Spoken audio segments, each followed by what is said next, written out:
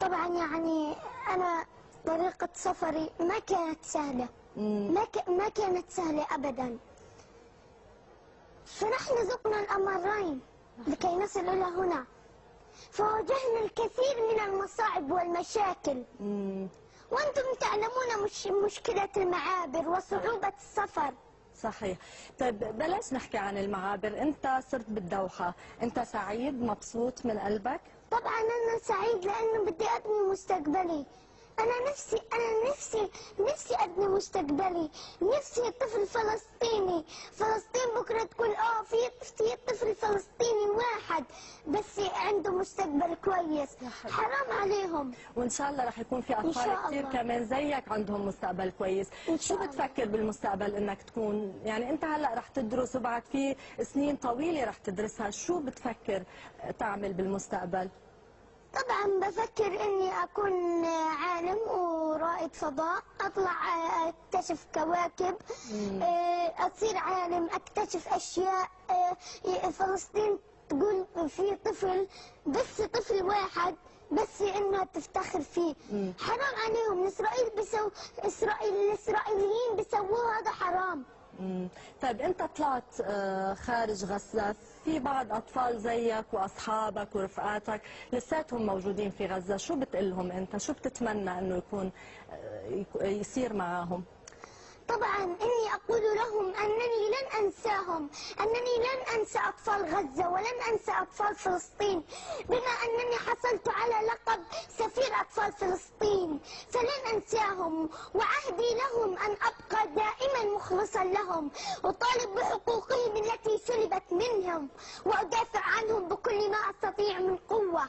ما شاء الله، أنت تتكلم الفصحى أكثر مني، أحسن مني يا أحمد.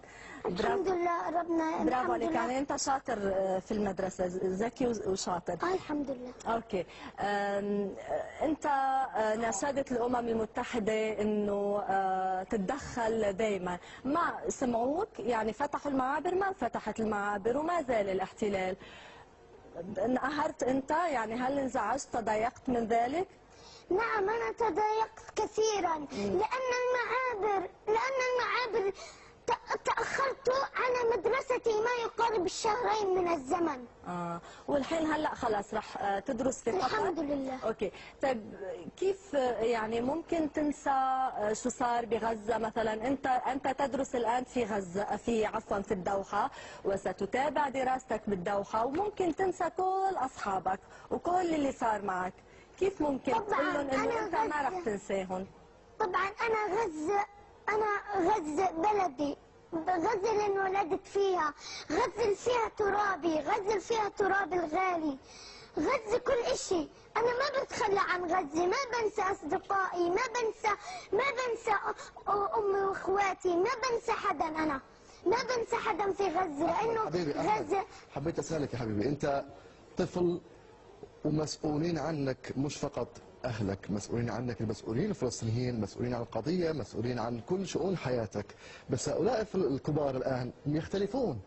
أنت كطفل شو ممكن تقول هؤلاء الكبار المسؤولين سواء في الضفة أو في غزة، باعتبارك طفل هم مسؤولين عن مستقبلك، شو كلمتك لهم؟ طبعا أنا بناشدهم إنهم يعملوا الوحدة الوطنية، بناشد الرئيس محمود عباس وبناشد الرئيس إسماعيل هنية انهم يحطوا ايديهم في ايدين بعض، يعملوا وحدة وطنية. حرام احنا كل اللي بيصير. اطفال غزة انتوا توي شاهدتوا المنظر، وانا بروح وباجي وبتعب. انا بذلت كل جهدي علشان اصل هنا. انا بناشدهم، الاطفال الفلسطينيين بيصرخوا، الاطفال الفلسطينيين جعانين، الاطفال الفلسطينيين بدهم يفرحوا، بدهم يلعبوا، بدهم فلسطين مستواها يعلى لفوق، بدهم فلسطين تصير كدولة حرة. هم ليش مختلفين يا احمد؟ ليش؟ لانهم لم يصنعوا وحدة وطنية. يجب عليهم ان يتحدوا ويحطوا ايديهم بايادي بعض. انت بتعرف شو عم بيصير بغزه او بالضفه من الاخبار؟ بتسمع تلفزيون، يعني بتشوف التلفزيون، بتسمع والله ممكن من اهلك بيقولوا لك او الناس اللي حواليك بيقولوا لك؟ طبعا الصراحة يعني بحب أشاهد أخبار كي أدرك ما يجري حولي، ولكن ليس كثيرا. أنا لست أشاهدها كثيرا. انت لازم تشاهد رسوم متحركه مثلا او شيء غير الاخبار، صحيح؟ لانه بعمرك الاطفال يشاهدون رسوم متحركه وبرامج. طبعا، ولكن أنا بالنسبة لي أنا ما بفضل التلفزيون. أنا طبعا بالنسبة لي بفضل تعليمي، أنا بهتم بتعليمي وبدراستي، بهتم بأطفال غزة، بهتم بغزة، بهتم بالدولة. برافو عليك. طيب قبل ما نطلع على الهواء انت سمعتني شي شعر بالانجليزي اسمه Palestine will be free tomorrow. خليهم يسمعوها هيك بشكل واضح، الناس اللي ما بيعرفوا عربي حتى كمان يفهموا عليك. من كلماتك يا أحمد؟ طبعا لا. يلا حبيبي قول. Palestine tomorrow will be free.